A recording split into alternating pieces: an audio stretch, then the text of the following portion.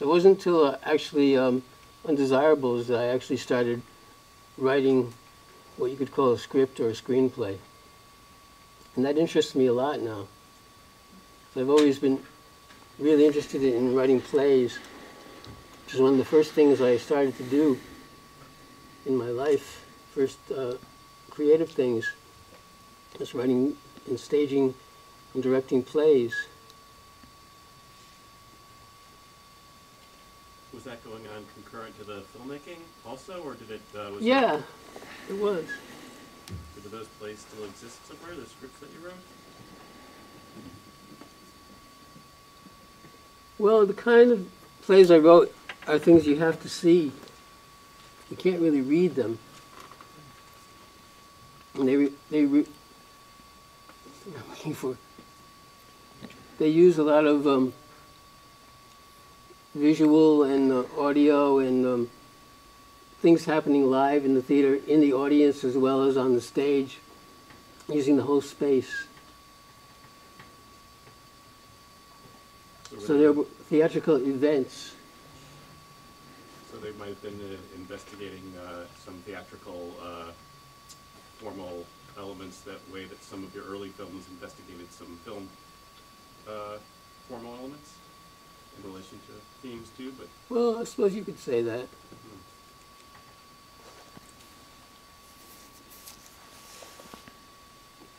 So they're unrecreatable? Not exactly.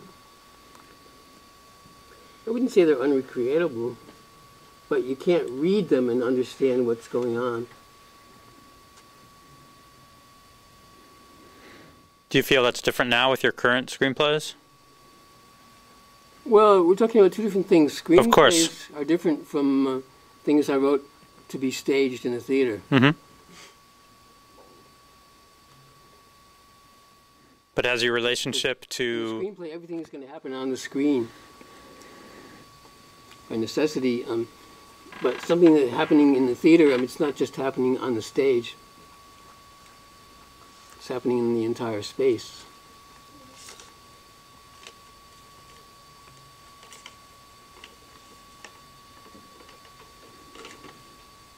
But do you use the language to more thoroughly represent what you hope would appear on the screen? In other words, could a reader of one of your screenplays get an idea of what you intend in the way that he can't, as you said, from one of your stage plays?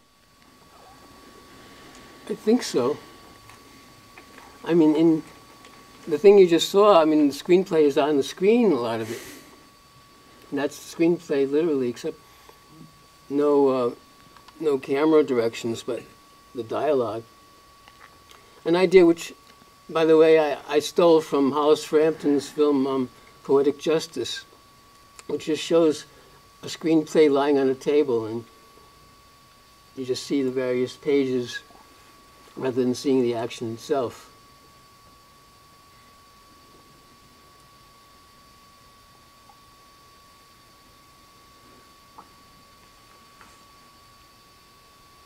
Any other? Is Undesirables part of dialogues, or are they distinct?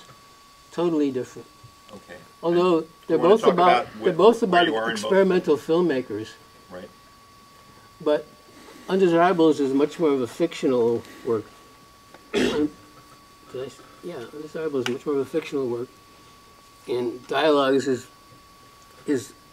partly fiction and partly autobiographical. And can you talk a little bit about where you are in the stages of the production of both of those? Well, Dialogues is about 95% shot and still mostly unedited. There are maybe 3 or 4 episodes which are currently being shown mostly at my gallery in Antwerp.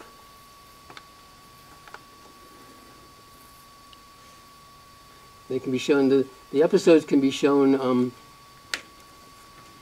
separately as self-contained films, and also when they're all put together, there'd be about 36 episodes in all.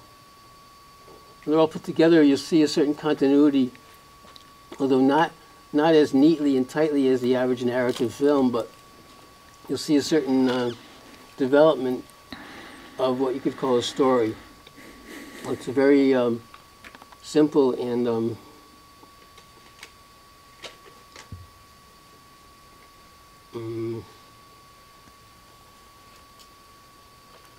fragmented story.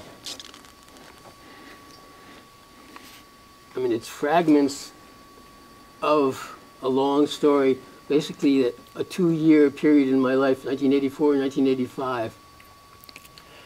84, I was in Japan and Okinawa for that entire year, so there's some scenes that take place there. In 85, I was back in the USA, in LA.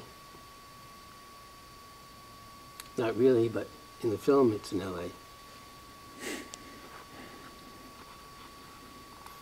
And I like the idea of mythopoeia, which is one of P. Adam Sidney's categories in visionary film. So I said, well, I'll make it, and he also autobiographical film is one of his hobby horses. So I said, okay, I'll make an autobiographical mythopoeic film. So there's quite a lot of Greek mythology and also references to other cultural traditions, myth, folklore, and history mixed in with the actual autobiographical factual material.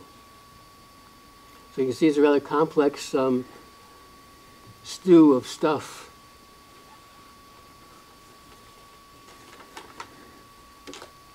And that's why doing it as an episodic film is much better way to get a handle on all those different digressions and flashbacks and things that aren't actually happening within the film time space, but are more references. For instance, there's a scene about Johann Wolfgang von Goethe, which takes place in 1779, I believe, in Weimar. That's not part of the narrative flow of the film, but because Goethe wrote a play about Iphigenia in Taurus, auf Taurus, he becomes a character in the film. And there's a certain folklore or urban legend about Goethe, which was very relevant to the character that I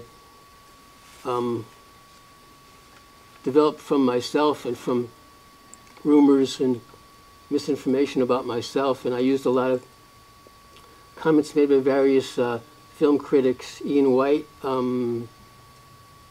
Manola Dargis, and various other people who have written about my films. I actually used their, and what's his name? The New York film writer who, I'm sure you know who I mean. Jim Hoberman? Jim? No, not Hoberman. Paul Arthur. Oh, Paul Arthur, the late Paul Arthur. Yeah. Did he die? Just last month. Well, Paul Arthur said, I'm an iconoclast among iconoclasts. So I said, okay, what do iconoclasts do? They smash icons.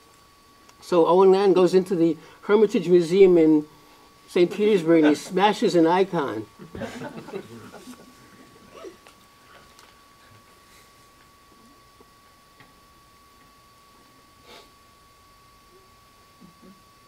Couldn't an iconoclast of iconoclasts put something back together?